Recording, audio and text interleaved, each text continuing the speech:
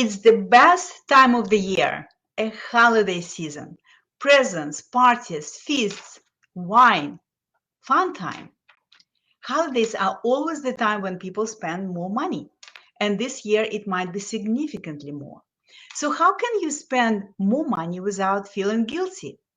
If you want to know the answer, you're in luck, because today I'll talk about how you can spend your money without guilt. Hello, powerful people.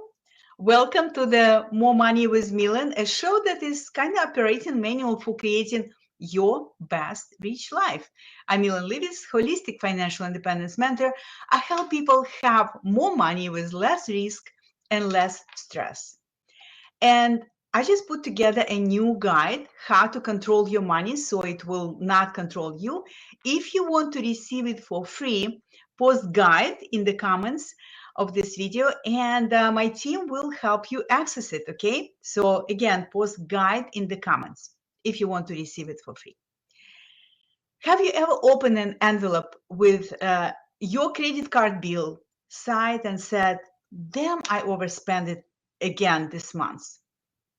Have you ever felt guilty about buying something but have done it anyway? If you have, congratulations, you're human. Most common people like you and I have had these experiences. You see, many people who have a money saver archetype believe that the only way to manage money well is to deprive yourself for the sake of saving more money for the future. This attitude often leads to feeling guilty or ashamed when you buy something or spend money on something that you love and feel that it's really important to you at this point in your life, right? But guilt and shame are emotions that cause self-sabotage and self-hatred.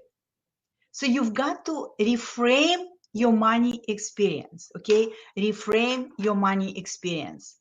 You want to know how I grew my money? I used intentional spending. I used intentional spending. Now, intentional spending is not about being thrifty at all. It's not about using coupons when you buy groceries. It's not about counting cost of everything and being afraid to spend your money on things that are important to you. Not at all, okay? Intentional spending is about knowing your values and knowing your priorities and choosing the things you love and want so much that you're willing to spend money generously on these things while relentlessly cutting costs on things you can get without, right? Because they're not that important to you. So as you can see, to be an intentional spender, you've got to be clear about what your must-have are and what your nice to have are, right? One of my clients who was very vigilant with her spending loved beautiful shoes.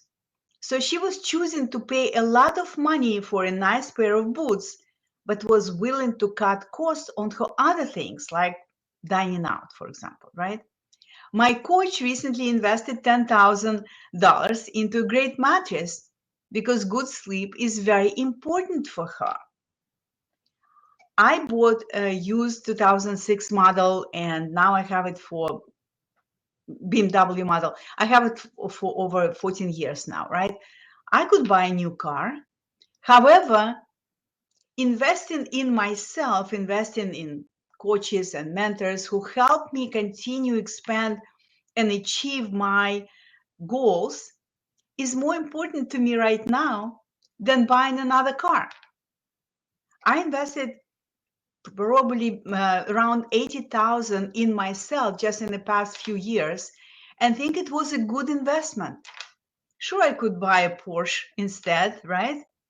But it won't add as much value to my life as the value I received from working with great coaches and having supportive community.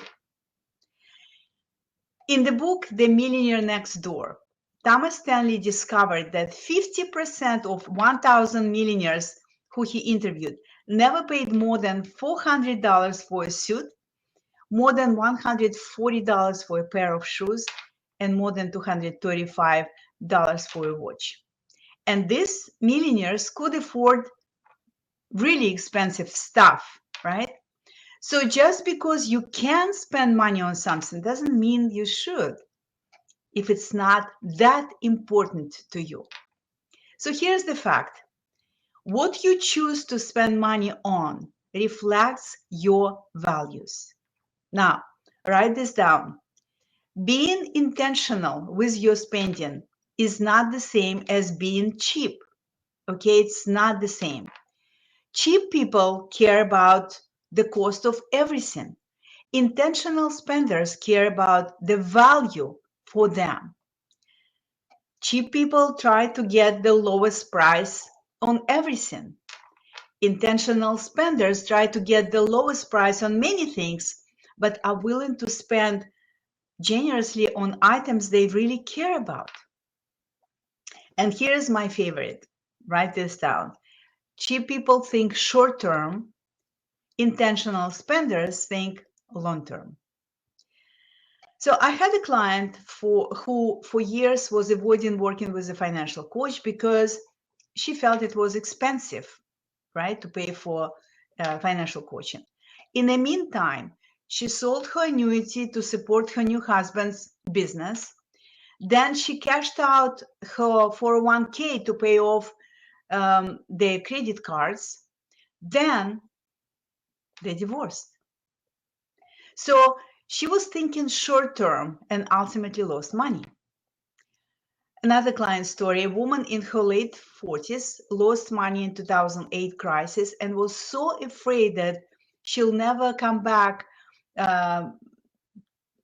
She was so afraid of losing again, right?